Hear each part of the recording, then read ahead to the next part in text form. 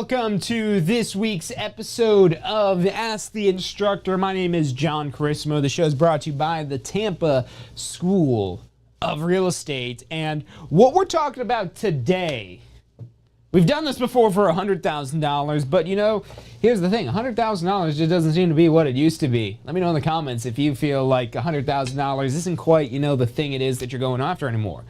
So how about $200,000?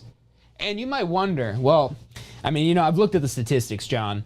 I Googled it, and when I Googled the average income for a real estate professional in Florida, it only said $56,000. So what are you telling me that I'm going to make $200,000 for? Well, no, you're not going to make $200,000 being average. You're not going to make even $56,000 being average, because the reason why that average is $56,000 is all the above average agents that are dragging that number up. So how do you become one of them? Is that even possible? Is it possible to make $200,000 in more than a year? And for everyone looking for the quick answer to this, the answer is yes, of course. And it's actually possible to make more than that. I was talking to an agent who just last year, they made $500,000 last year. The year prior, they made $250,000. And this year, they're going for $1 million in gross commission. So can you make $200,000 a year? Absolutely. Will you make $200,000 a year? Now, that's more the question. Not the question of whether or not it's possible. That's a stupid question. And I'm all for the whole thing is, there's no such thing as a stupid question. But I don't like yes or no questions. Because yes or no, is it possible? Yes or no? That doesn't get you thinking. That doesn't answer the question of how do you make $200,000 in a year. Now, if you're tuning into this video today and you're hoping to find out the reasons why this is not possible, this is not the video for you. That's not what we're here to discuss. We're not here to talk about all the ways this isn't possible, because that video would go on forever.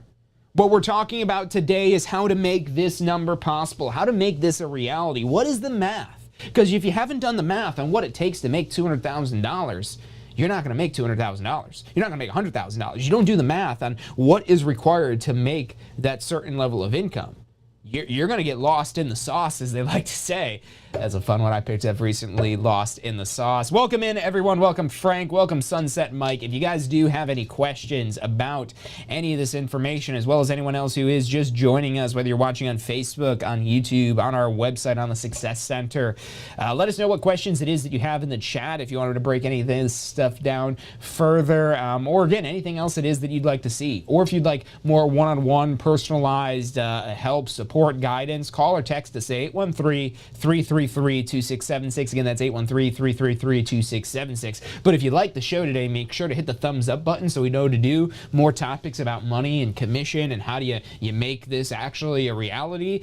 Or let us know in the chat what else it is that you want to see. But don't forget, of course, to subscribe to the channel, hit that little bell icon, or better yet, drop in your email on our website, because then whenever it is that we go live, you'll get a little email notification that we've got new content to help you better understand how to grow your business. And that's the thing that we find with a lot of people starting out in real estate, people that are new to real estate, that they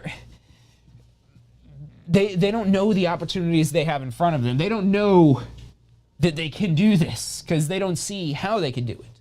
So knowing how you do it is the first step to actually making this happen. If you don't know how to do it, well, you're not going to do it. You don't make $200,000 by accident. Unless, you've got some sort of relative or family friend or somebody who left you some giant inheritance or something like that, or maybe you're the guy who bought Bitcoin when it was like $2 or something, but the reality is that took a lot longer than a year. Who knows, maybe you made like 200 grand in a year off of Bitcoin or something crazy like that. But is it something that you have control over, that you could do consistently on a regular basis, where you're not just getting $200,000 one time, but you're getting regular annual pay of $200,000 or more?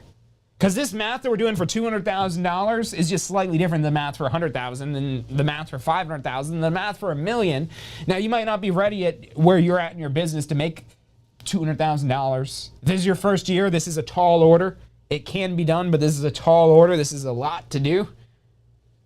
Because this is a lot of sales, especially in a new agent when you're learning this, but it can be done. It's not a question of if, it's a question of how. And so that's what we want to focus on today. And then, of course, if you have any other questions, let me know in the chat. But otherwise, let's dive deeper into how is it possible? How is it even possible to make $200,000 in a year. You know, let's break down what that really means to make $200,000 a year. Because if you've never made $200,000 in a year, you don't know what it feels like to make $200,000 in a year. And I don't mean that to be rude or condescending, but this is a significant amount of money. Much more than, say, $100,000, much more than, say, $50,000, much more than, say, $10,000 if we're just talking about one commission. So how do we get to $200,000 in a year? Well, if we're making $10,000 commission, then math is pretty easy. But what does this actually mean to you? You know, maybe you're starting out, you're going all in. You're working like 60 hours a week. And it's not just important how you work, it's important how you work. It's not when you work, but how you work. How much you work, yes, but also how you're working. Because you could be wasting these 60 hours. You can make $0 working 60 hours a week in real estate if you're spending your time doing all the wrong things. When I started in real estate, I didn't have a coach, I didn't have a mentor, I didn't have a guide, I didn't have somebody holding my hand, walking me through this process, I didn't have training courses, I didn't have support that I needed to realize what I need to do to make this time a good return on my investment. But let's say you're working 60 hours a week and you're gonna do that. We'll say you're working every week because you're making real estate happen, you're making real estate your thing. Let's figure out how many hours this is to figure out how much you're making hourly if you're making $200,000 a year. And we'll say you're working 60 hours a week, every week out of the year. We're not even taking time off. And I want to see what this comes out to. If it's not impressive, we might have to change these numbers here. Clear out this calculator. All right, so we've got 60 hours a week times 52 weeks. That means we're working 3,120 hours a year if we're working 60 hours a week. Now, your end-all be-all goal might not be to work 60 hours a week. The math is the same, however many hours a week it is you're going to work. You could work part-time in real estate, but I will say, I'm not going to say it's impossible, but trying to get $200,000 a year in income in real estate, at least with the way prices are now, who knows if inflation goes crazy, maybe prices will be so high that this isn't that much money. Maybe this becomes the new $20,000, who knows? But point being, what you put into real estate is what you get out of it. So you want to do the math so you understand the recipe. Because, you know, who's ever tried to bake something? You know, cooking, you could get away with this. I consider myself a pretty good cook because you could improvise a lot with cooking. You know a thing or two about cooking, and maybe you could do this with baking, and I'm just a terrible baker, but from my experience, improvisation does not work well with baking. And building a real estate career is more like baking. You put too much salt in there, it's going to taste salty, it's going to taste bad, your cake isn't going to be good. You put too much butter in there, it's going to be greasy and messy, and yeah, it kind of tastes good, but it makes you sick, and it's not really sustainable. So it's finding that right balance, that right recipe, that right formula for success. So maybe that is, again, working like 3,000 hours a year. Maybe it's more than that, maybe it's less than that. Real estate is what you make of it. But let's say you are working 3,120 hours in a year. Let's take this $200,000 and figure out, what are you making per hour if you work 3,120 hours. So if we're going to make $200,000 across 3,120 hours, it comes out to be $64 an hour. Not bad, but there's a lot more money to be made in real estate. If you've seen some of the episodes where we talked about like the time it is you're working on a single sale, you could be making $1,000, $1,200 an hour. So there's a lot of room for optimization. And there's agents that are selling, not how many homes we're going to talk about today that it takes to get to 200,000, but that are selling 2, 3, 4, 5, 10 times as many homes as we're talking about to make 2, 3, 4, 5, 10 times the income that we're talking about on here. So you got to start thinking bigger. You got to really open your eyes to the potential and the possibilities. If you've had a slow start getting into real estate, if you've almost seemed like, you know, it's like, do I really want to do this? Is it worth the return on investment? Chances are you don't have goals big enough yet. If your goals are not big enough, if your goals are not getting you excited, which maybe $64 an hour isn't exciting, but if you're getting that consistently across working 60 hours, let's say you optimize a little bit. Let's say you take that same $200,000 and rather than working 60 hours, you're only going to work 40 hours a week. Maybe year 2. Year number 2, you get more efficient, or whatever the second year is preceding this, and your goal is, okay, I want to make the same amount of money, but I want to do it in less time. And let's say we're going to take a couple weeks off. So let's say we're going to work 50 weeks out of the year. We did 52 over here. But let's say we're going to do 50 weeks. So let's pull back out our handy dandy calculator. And take this $200,000, or actually let's figure out the hours first. So we're going to do 40 hours times 50 weeks. I think that ends up being 2,000 hours. Yep, 2,000.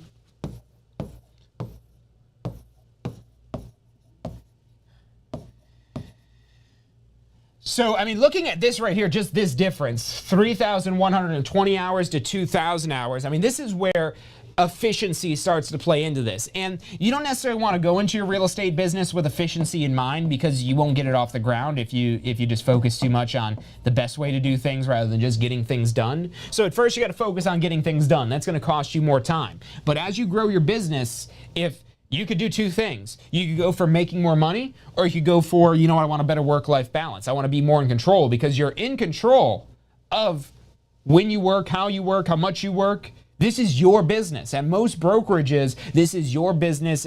You're on their platform for success. We're using their tools, technologies, and resources to help you build your best real estate business. That's how the typical real estate brokerage functions. But let's say you want to make the same $200,000 across 2,000 hours. We're going to plug this in our calculator just like this, $200,000 divided by 2,000 hours. And I believe this is going to put us at about $100 an hour. So 200,000.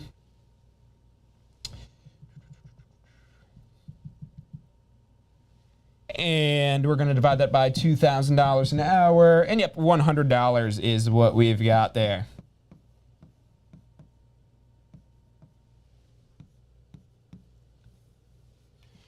Which, let's say now, year number 3. And this isn't necessarily a guarantee or any expectations to be made of year 1, year 2, year 3. Because again, real estate's what you make of it. It's what you put into it is what you get out of it. There is no standard or general. And that's why I hate even that average number. Because you Google it on Google. You could look up how much money does the average real estate agent make. And Google's going to tell you $56,000 from some sort of website. That's actually, I haven't checked that recently. I don't keep up to date on that information because it's BS information. It's nonsense information, because the typical average realtor isn't making that much money. That's just a combined of all the agents making maybe $1 million plus, and then combined with the agents that are working part-time, maybe just as referral agents, and they're not even necessarily practicing real estate. So that average number can be really deceiving, and that puts a lot of dirty thoughts in agents' heads. And why do I call them dirty thoughts? Because they're dirty thoughts that you're not good enough, that you can't do it, that average is only 56,000, so how are you going to make 200,000? Well, like this, with these numbers, with this math, that's exactly how you do it. And you might say, well, John, there's so much more than just knowing how to calculate it. But yeah, knowing what you need to do just to get to the dollar amount that you're wanting to get to, that's step number 1. If you don't know how to get to this $200,000 and what you have to do with your real estate license, you might say, well, I need to help people. Well, how many? How many people do you need to help? How many deals do you need to close to get to this? To get to $100 an hour, to get to making $200,000 a year? And before we get to that answer to that question and calculating that of how many deals you have to close, let's do one more here. I know we're doing this based on 200,000, but let's say we wanted to go from our 200,000 to some higher number. We're dialed into our productivity. We're seeing, okay, we're making about $100 an hour. Let's say we go back to working 60 hours. So we're back to working 3,120 hours. Let's say now we want to, turn back up because, we got some free time. Maybe the kids are grown up or whatever it is. That, again, you're in control of your business. So this is about working 60 hours a week, every week of the year, like we said in the first one, or you do the math for whatever is the balance and fit for your business. But let's say you're making $100 an hour. We plug that in the calculator, you're going to get $312,000.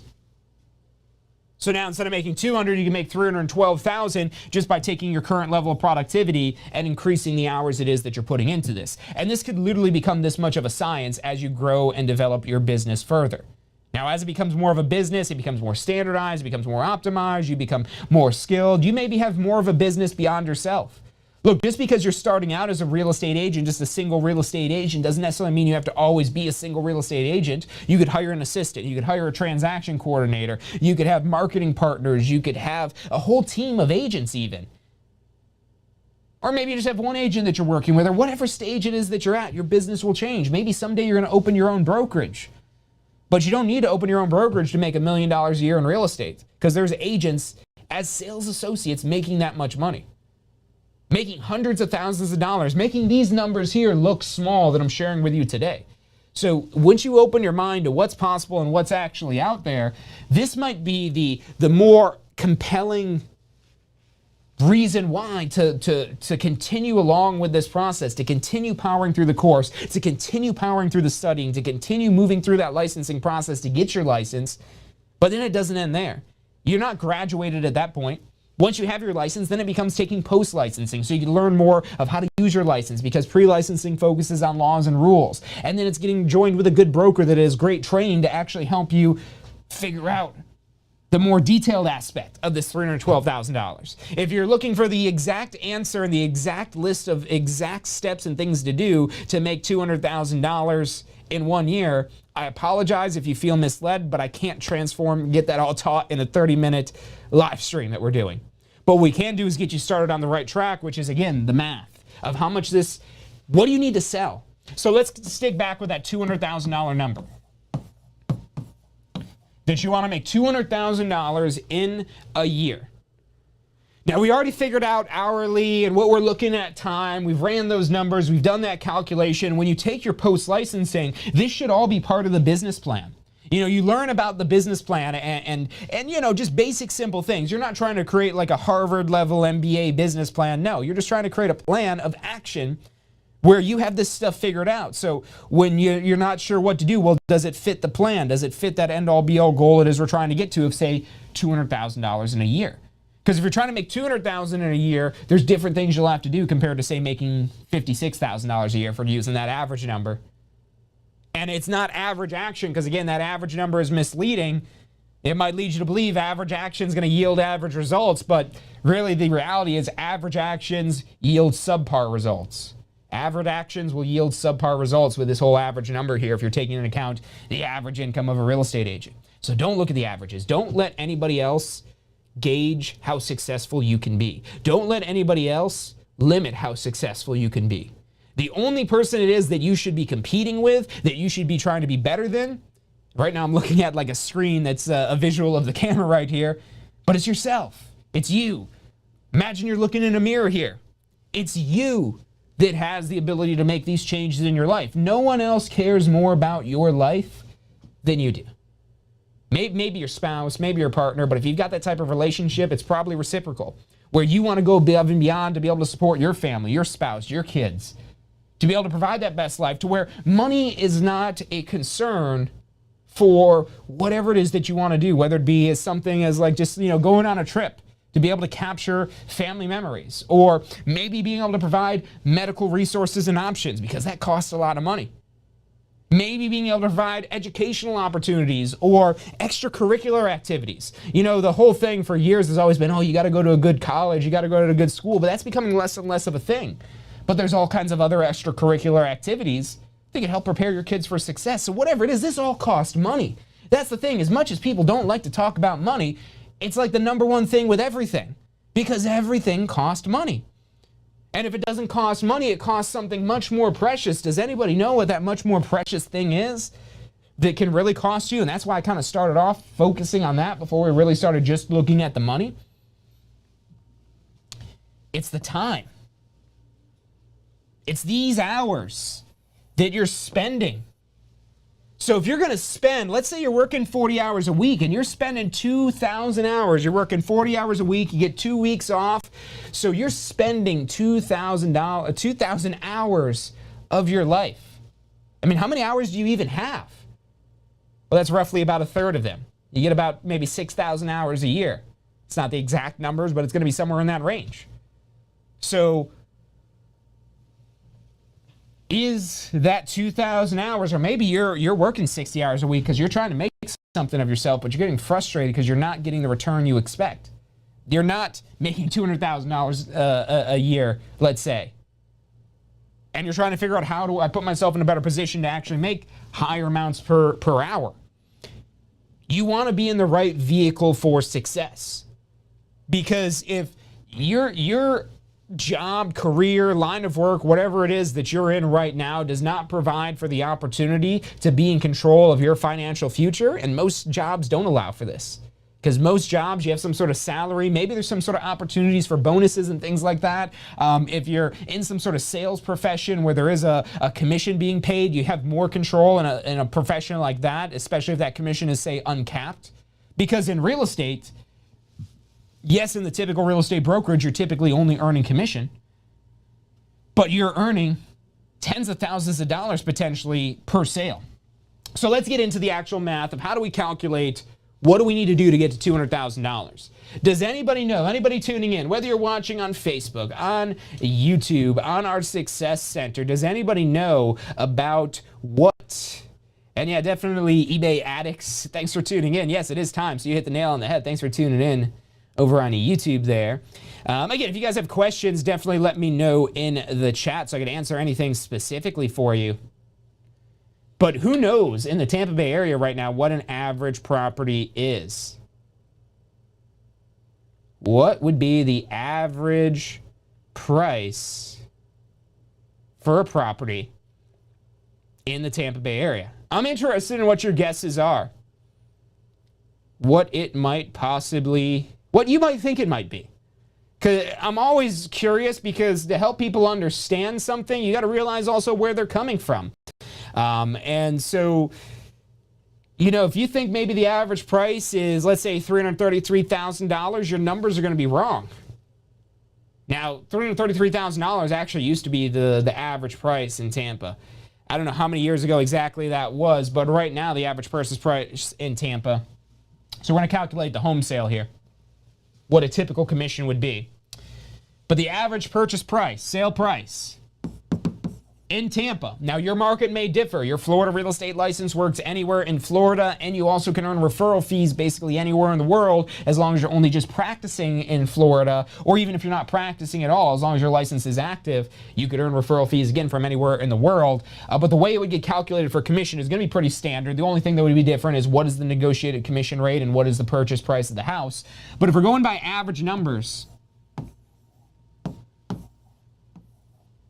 this is the average price home in the Tampa Bay area right now, $458,000. So yeah, Mike, you're real close right there on that high end. And you also, I like the range you gave there, because there are markets in Tampa where it's not necessarily going to be and these are, again, are always average numbers. But the reality is, out of the averages here, and this number has crept up, which means overall prices are going up. And if you look at all the data, you'll see even those $300,000 houses, those used to be maybe like $200,000 or maybe $250,000. So everything's kind of increasing in value. There's a lot of demand driving real estate. Anyone freaked out about bubbles or the market or anything like that, Tampa is actually ranked currently the #1 market in the country to outpace appreciation. Meaning that property values in Tampa will appreciate faster than any other market in the United States. Tampa's #1, Jacksonville is #2, and Orlando is #9 on that list. And Florida is the only state that has 3 cities, 3 separate markets that are on the top 10 of appreciation. And so what that means is if there is ever any changes in the real estate market, which it doesn't look like there's any time soon, but when there is, because there always is, that's something you learn about in post-licensing, is the market is cyclical. It's not a question of will you be able to do real estate, it's how you do real estate that changes as the market changes, so you're changing with it. But even when that does happen, there's a lot that'll maintain these property prices, even if the rest of the country takes a nosedive, because we have so much demand and so much. If we get into the microeconomics of it, we could really break down why we're in a really strong position right now in the current market. And this number probably will go up. I think property prices, are speculated to appreciate like 15 to 20% this year. Again, that's speculation, so who knows what it will be, but these numbers will continue to rise. This is just where it's at right now. And again, even if it goes down, it's not going to go down to zero. Real estate never goes to zero in value. Stocks, those could go zero. Cryptocurrency, that could go to zero. I've got some Dogecoin I'm holding on to that I don't know what's going to happen to it, but I'm along for the ride. We'll see what happens, but I know that could go to zero. I know I could completely zero out and basically bankrupt my investment in that, which is why I didn't invest a significant money. More of like gambling is the way I see it. But your business is not gambling, because your business can be predictable. And when it's predictable, it's not really gambling. You know, you talk to like these high level like card counters or poker players or things like that, they don't consider it gambling. They consider it a business to them just because they understand it at that level. And real estate can seem like a gamble until you understand it at the level of a business. And that's what we're here to help you understand. But let's say you get a 3% commission. That's a fairly typical commission. It is negotiable. It's always negotiable. So you can negotiate more, you can negotiate less, but per transaction side. So let's say you're working with the buyer or you're working with the seller. That's usually going to be about 3%. So let's pull up our calculator here again and see what this comes out to be. For a $458,000 purchase price. Figure this all out of here. So $458,000 purchase price at 3% commission gives us $13,740. $13,740 per transaction. Now we're going to start off assuming you're at a 100% broker. What does that mean? That means you don't have a commission split. Maybe there's some sort of fee or something like that, but let's just keep it easy. Let's assume either you're the broker or you're at a 100% brokerage, and basically all this money or almost every penny of this money goes into your pocket. So let's start off with that, and then we'll break it down to where if you have a commission split, because a lot of places you're either starting out on a commission split or you're permanently on a commission split, and there's different values the brokerages provide. We can get really technical into all that, but let's just first talk about what's possible. So if you're getting this much in gross commission, and let's say you're trying to get to $200,000, and we make $13,740 in gross per transaction. And yes, your business will also have expenses to factor in with this as well, but not expenses like running a restaurant or starting most other businesses, because you don't have to have a physical place. Your broker has that. A lot of the tools and technology a lot of times are provided by your broker, and that's what's in exchange for any sort of commission split or fees it is you might be paying to your broker. So in terms of business, it's such a low-cost business to start that a lot of people look at it more as a career. Whatever you want to call it, business, career, anything, doesn't matter. What matters is that you understand how to make money with it. So this gets you one sale, but now how many sales do we need to get to $200,000? So let's get our calculator back out here and say, okay, $200,000, that's the goal. And if we're going to make $13,740 per transaction, we're going to round this to 15 deals. Does that sound fair? Because we don't want to undercut this. If we say only 14 or 14, there's no such thing as a half of a deal. I mean, yeah, you could do half of a $458,000 house, but if you're selling average properties in Tampa at 3% commission rates, you could make $200,000 a year with 15 deals, as little as 15 deals. And that's average properties. Average properties with a fairly typical commission at 3%. This isn't anything out of the ordinary. This is, I'm not here to be like one of those get-rich-quick schemes on the internet, because I know there's tons of those that I'm probably sure some of you might even be comparing me to right now. Oh, is this just one of those real estate guys who's going to sell me some seminar, and then I spent like $10,000 learning about real estate investing, but I don't know what to do, and I don't have the resources and capital. Again, look, being a real estate investor is a great way to invest. But if you're not an investor, being that you don't have funds to invest, well, we got to get you some funds to invest before you can be an investor. And that's the breaking point for a lot of people wanting to become real estate investors. And that's where a lot of people will come to us and say, hey, look, I want to become a real estate investor, but my job, I'm not going to be able to save up hundreds of thousands of dollars or tens of thousands of dollars or however much capital it is that you need to get that real estate investing business going. And yes, there are no money down ways to invest in real estate, but that's much more difficult than if you do have funding available. And you got to always prioritize, because the one thing that we have that is so precious that we don't get more of is our time. So if we don't have time, then how are we going to get these things done? So we've got to pick and choose what we're going to focus on. That's why this planning is so important. Now, let's say you're at a commission split brokerage. This would be if you're at a 100%, or even if it's near 100% with that extra half a deal we got figured in there. You get 15 deals at, again, this $458,000 average price at about a 3% commission. That's about that's again about 15 deals you need to get this done to get $200,000 in a year. That's just slightly more than one per month. Maybe one like every 6 weeks or something probably will get you to the $200,000 at these numbers here. And can you have one closing every 5 or 6 weeks? Absolutely. There's agents that have closings every single week. So that's doable. And look, you might say, well, what if my average price is not $458,000? Okay, well, you'll need a few more houses to get to that same price.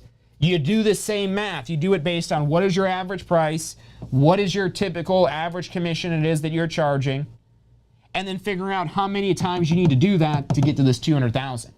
Now, let's say you have a commission split, because as a new agent, I don't recommend going right into this 100% model. This 100% model is more for experienced agents because, and this isn't always true, but the saying goes, you know, being at 100%, you're 100% on your own. And while you might not be 100% on your own, that might be the part that's not true about it, because when you're registered with a broker, you're never really on your own, no matter how big and disconnected that broker may be from you. There's probably some sort of resources or support it is that they're providing. But the reality is, if you want more of that personalized, guided experience to help you get your real estate career going, where your broker has more of a vested interest in your success, that's where the commission split model comes into play. And there's all kinds of different commission split models that are out there. There's some that cap out, there's some that they increase over time and then they go down, and there's some where you do so many deals, and after you do those many deals, you get to move to 100% forever. So this is part of the difference when you're comparing brokers of which one would be the best fit for what you're trying to do with real estate. And this is appealing from the money standpoint. So a lot of people are looking at real estate because they want to make more money. But why do you want to make more money? And a lot of times they want to make more money because they want to buy back time. So going back to this first slide I had up here, you know, talking about, you know, going from year one, you're putting in 60 hours. And then year two, you're putting in only 40 hours because you want to scale it back. But then you could also, at any point, you could add more, you could take more away, you could become more efficient, you could make more money per hour, you could build a bigger business. Yes, there's typically more expenses that come along as you grow your business, but as you scale your business further, you're able to profit in larger dollar amounts, even if at a smaller percentage, because you're controlling more business, you're doing more deals. So real estate, again, really is what you make of it. Whether you want to make $200,000 a year, $100,000 a year, $50,000, maybe you just want to make some extra money part-time, you could do that. But if you do want to make $200,000 and you want to do it with an average purchase price in Tampa and a typical commission, you're looking at about 15 deals. But let's say you're at a commission split brokerage. How many deals is it going to be then? Let's say you're at 70-30, where you get 70% of the transaction and your broker keeps the other 30%. And a lot of people look at this and say, well, why would I want a broker that's going to take 30% from me when I could have a broker that's just going to give me all my money? Why would I just want the broker that gives me all my money instead of the broker that only gives me 70% of my money? Well, because the idea is, and this is what you want to make sure, is that the tools, the resources, the support, the training, everything it is that they're providing, that's what justifies their commission split. And again, in a position for a new agent, because there's usually some sort of tools and stuff like that it is that you provide, almost all brokers usually give you at least something. But as the cost to be part of that brokerage is less, there's less they're able to provide you. Because not only are they a business themselves, in business to make money, I'm sure, at some degree, at some level, and you have competing brokers who you might be directly competing for business with. That's usually not a great fit for new agents. You usually want to be at a brokerage where the broker is more concerned with building the best platform for its agents rather than the broker doing their own business. So that's another thing to keep in mind as well. But if that broker is there to make the best platform for you, and that's the only way it is that they make money, well, then part of this model is going to involve the brokerage making money as well. And that's okay. Everybody's in business to make money. Here's the thing. Just because somebody else makes money doesn't mean you won't make money. It's not a zero-sum game. Everybody can make money. You, your broker, the agent in the other transaction, their broker, the title company, the appraiser. You get money, you get money, you get money, you get money. There's so many people involved in this transaction that'll be part of your team, especially if you're in a brokerage that's providing the support, the guidance, the mentorship, the training, the things it is that you need. But if that's what you're looking for in a brokerage, the 100% models where you get all of your commission typically don't have all of those frills. They're usually lower cost, less things it is that you're getting, which you might not need because there's plenty of services and vendors out there that can do websites and all these other things. It could just be really costly, especially when you're starting out, to put this all together and figure this all out on your own. Even if you have unlimited financial resources, the one thing I could guarantee you don't have unlimited of, and if you do, I want to find out more about this, is time. We don't have unlimited time. We have a very limited amount of time it is that we're working with, and it's constantly that sand's just draining away as every second and every minute and every hour wears on. So if you're looking at any reason to do this now, go do this now. Call up one of our advisors and figure out whatever it is that's holding you back from making this decision, and figure out what it is that you need to be able to make real estate work for you. And if you haven't had that discussion with one of our advisors yet, again, 2676. Give us a call. But getting back to these numbers here. If we're earning 70% of this, so this $13,740, wow, that's a lot of money. Okay, 9,618. I mean, it's not 13,740, but let me ask you this. Would you rather have 70% of 13,740, aka 916? Or would you rather have zero? Because this commission is not guaranteed. Nothing in real estate is guaranteed. Everything I'm saying in here today is not guaranteed. The only thing I could guarantee you is if you stick with it, you're going to get better. And you will find a better way. And it's not really a question of if you'll be successful. It's a question of when you'll be successful. Because anybody could be successful in real estate. It's just how you go about it. And a lot of people will throw in the towels before they get there. They come this close. They're like, you know what? Forget this. I don't want to do this. But when you have a plan of action, when you know what you're going after, when you know that bigger picture, you won't get discouraged just on losing that first deal. Because you're like, well, I know this. I know I'm going to lose some deals here. I'm trying to get 15. I know I'm going to have to get at least like 20 or 25 because some will fall through. If you're not planning for that, that's the stuff you learn about in post-licensing, which is why that's so important to take right away. But getting back to this here. So if you'd rather have 70% of this commission rather than potentially or more likely 0% of no commission, 100% of no commission, I should say, the 100% makes no difference if there's no commission on the table. Whereas if what your broker is providing in exchange for that commission split is tools and support and resources and things that are going to help you get this business done, well, it's just a question of, can I make the numbers work? And so what do the numbers got to be to make $200,000, this same $200,000 we've been talking about, but let's say we're only earning $9,618 per sale, as opposed to what we said earlier with the 13,740. So we take that same 200,000, we divide it now by 9,618, and we need about 21 deals.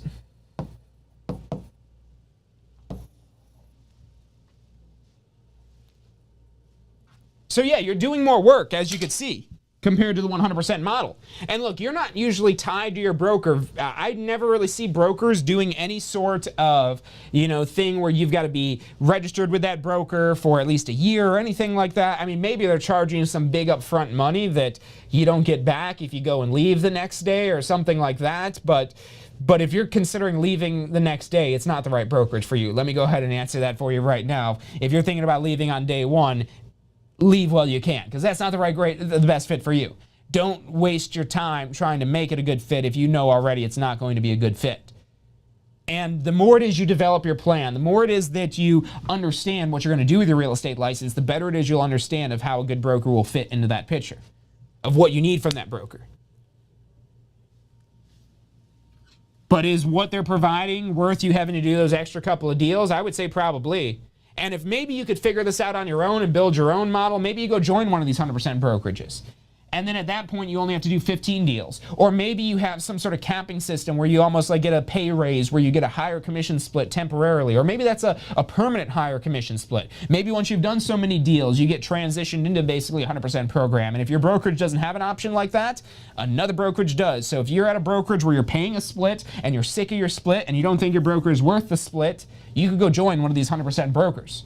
Now, the catch is, again, there's less typically that these brokers provide, so there's more it is that you have to kind of figure out and put together the pieces on your own. But if you're already practicing real estate, if this is already your business, if this is already your livelihood, if you're already making $200,000 a year, you're just trying to do it in less time, that's where a lot of those agents will leave a split brokerage for, say, a 100% brokerage, because they're like, okay, well, I mean, if I only got to do 15 deals, why would I want to do 21 deals? Because the reality is, if we do 21 deals where we're making this 100% commission, so if we do 21 deals at 100%, we're going to make more than $200,000.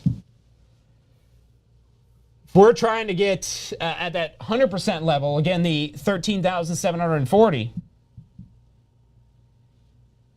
and do 21 closings, now we're looking at $288,540.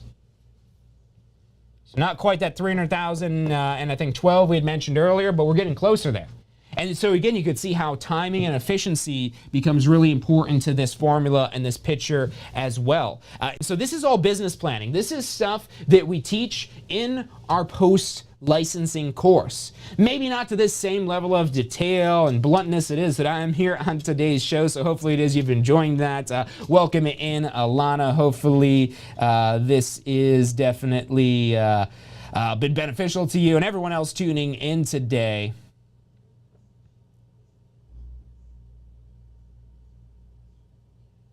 And DL, this is live. I'm taking a look at your comment now on YouTube. And anyone else has any questions or anything like that, drop that in the chat. We're actually going to take a quick commercial break. I want to go ahead and read through a couple of these chats because I know we got really into it here. But we'll be back to sum up and recap and get any questions answered. So stick with us. I'm John Chrismo. You're watching Ask the Instructor. So you just got your real estate license. How can you jumpstart your real estate business? The number one thing you should do before you do anything else is post-licensing. Now look, this is already a requirement, so you're gonna have to do it anyways, but here's why you wanna do it early. The sooner you do post-licensing, the sooner you're gonna learn the real world concepts in post-licensing that will help you create a business plan, that'll help you plan for your success in real estate. Post-licensing is all about real world topics that are usable, that'll help you grow your real estate business. And at Tampa School of Real Estate, we have the best post-licensing courses around. Find out more about how post-licensing can help you jumpstart your real estate career. Go to postflorida.com.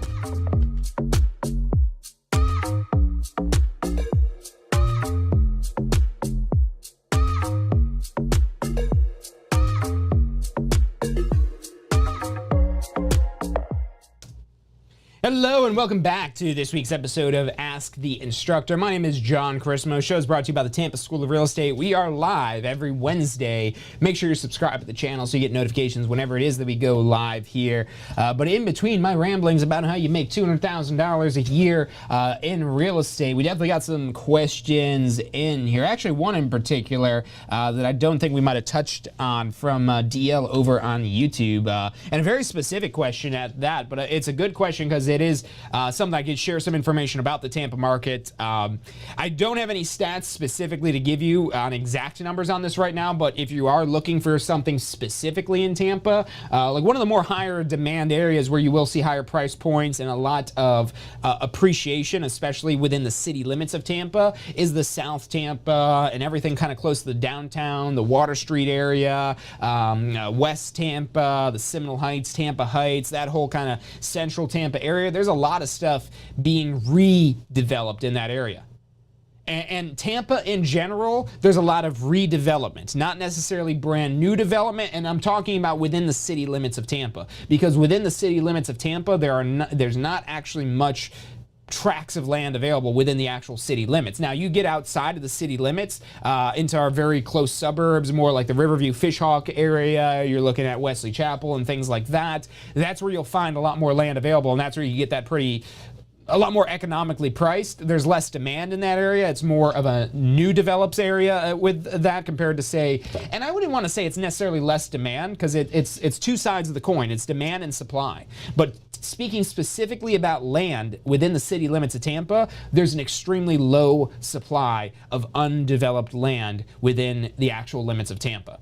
So if you're looking within the city limits of Tampa, what you're usually having to look at is not just raw land, especially if you don't want to be in a flood zone for it. You're usually looking at redeveloping some existing property. There's a lot of teardowns that happen in, like specifically those areas I was referencing, all that redevelopment area. There's a lot of developers that are going in and they're paying $200,000, $300,000, sometimes even more than that for houses just so they could get the land underneath those houses. So you can get really high into price points for that depending on where it is you're wanting to get into stuff. But and again, I don't have any exact figures, but as you start to get into and I don't want to call it more rural because it is more rural, but that's not really a good way to describe these suburban areas surrounding Tampa. They're just not as condensed and already developed as, say, the more urban areas of Tampa. So more the suburbs, I should say, probably more than the rural areas. But as you get more into the suburbs and places where there is land available, technically it's usually outside of the city limits.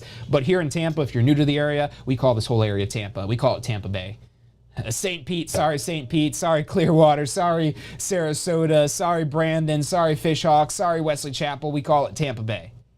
And it all is this big kind of general area. So if we're talking Tampa Bay, I mean, you could probably get lots, maybe, you could definitely get it less than 100,000, maybe 100,000 in a somewhat desirable area. But as you start to get in these more low supply, higher demand areas, that's where you'll really start to see those prices escalate to the point where it almost makes sense for it does make sense because there's developers doing it. They're able to make sense of it, of buying the entire property, tearing it down, and building a new house on top of that. Mind-blowing how much opportunities that exist out there and how many different ways it is you can make money in real estate.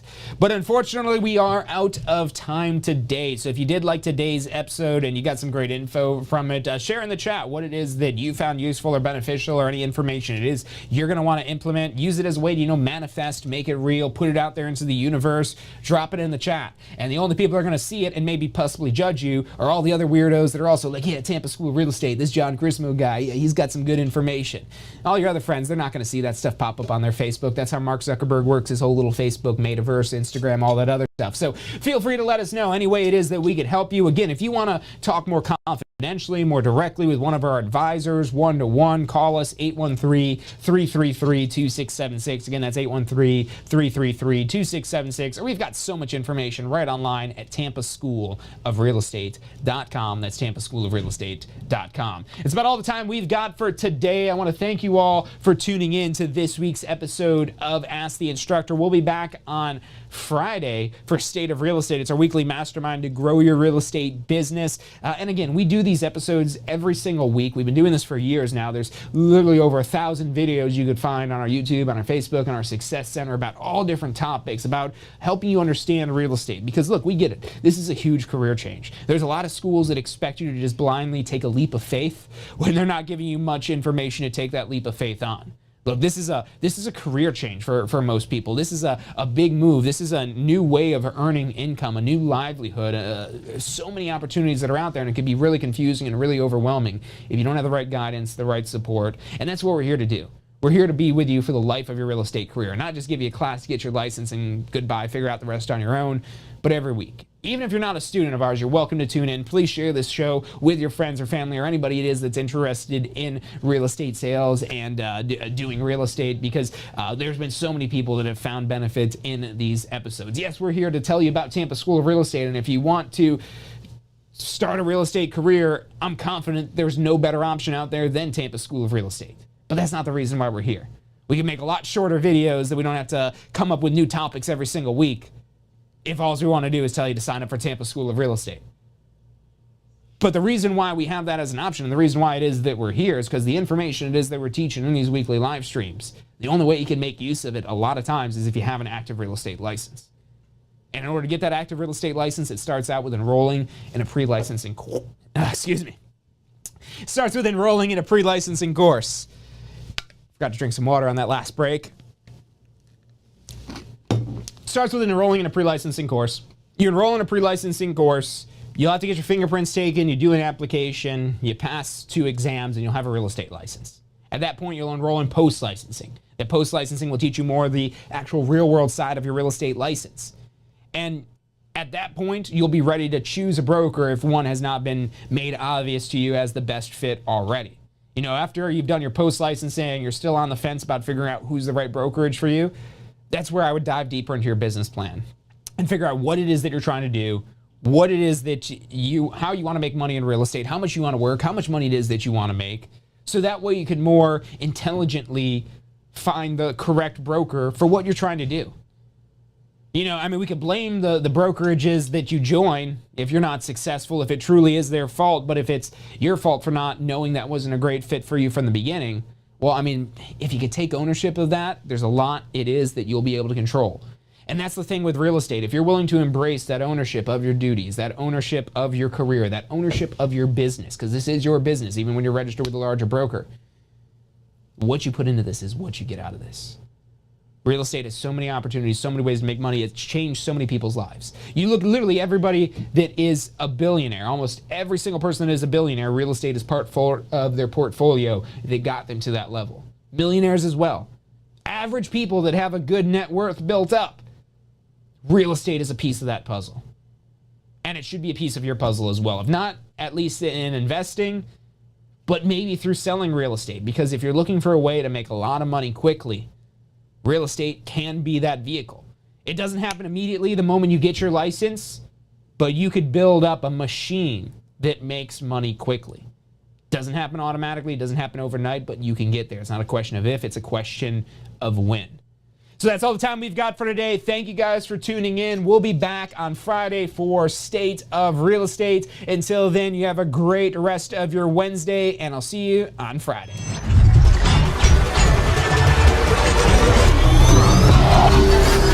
The most powerful tool to study for your real estate exam is the Question Simulator from Tampa School of Real Estate. We've used our years of experience in preparing students for the Florida real estate exam to bring you the most powerful exam study tool available. In the Question Simulator, you'll be able to go directly to a particular unit so you can focus on the sections where you need the most practice. We have also included the percentages of each unit so you know which units are the most important for your real estate exam. Every question will immediately give you detailed feedback, which is almost always more important than the question or the answer themselves. After completing all the questions in a particular unit, you can go through question by question and review any that you've gotten wrong. You could also print out a report at the end of each quiz.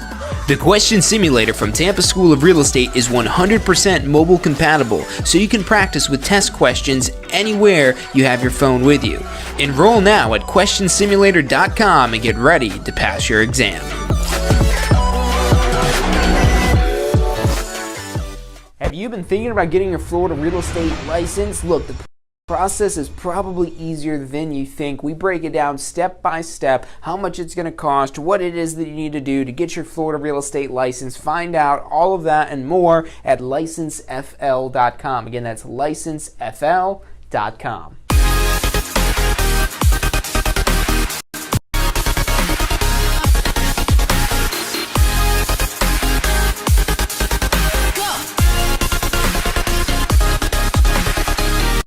Are you studying for your Florida real estate exam? If you are, you need to check out our Pass First Try strategy. You're going to love this. It's 4 steps that we break down the process to study for your Florida real estate exam. So you're set up to pass your Florida real estate exam because that's what you're studying for, right? To pass your exam. It's 4 steps. Number 1, you learn the information. You've got to learn this to be able to pass the exam, but it doesn't stop at learning. Step 2, you've got to reinforce the basic, simple, key concepts. As you learn this information, keep reviewing the simple things. You don't need to know everything, but you got to review these basic key concepts. Step 3, you've got to test your knowledge. The exam's going to test your knowledge, so if you don't test your knowledge in advance, you won't find out if you know what you think you know until you take the exam. And then step 4 is be confident and prepared, because even if you know this material, you need to be confident that you know the material. Check out the full strategy at passfirsttry.com. That's passfirsttry.com.